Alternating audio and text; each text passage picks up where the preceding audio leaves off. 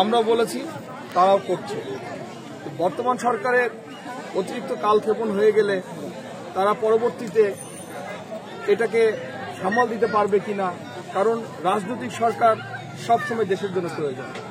একজন রাজনৈতিক সরকার যা করতে পারে, তত্ত্বাবধায়ক সরকার অনেক কিছুই তা পারে না।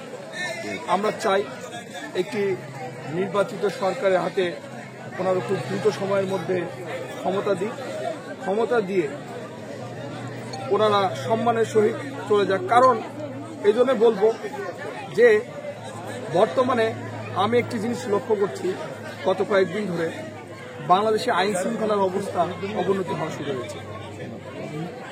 হয় তারা এসব কুকর্ম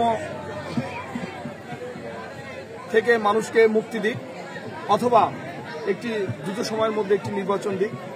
আর যদি সংস্কার করতে চাই, খুব দ্রুত সময়ের মধ্যে সংস্কার করতে হবে, এটা আমাদের দাবি। কারণ ওনারা যে সংস্কার করছে যে স্লো গতিতে, এরকম করে করলে এই সংস্কারের সময় প্রয়োজন হবে অনেক।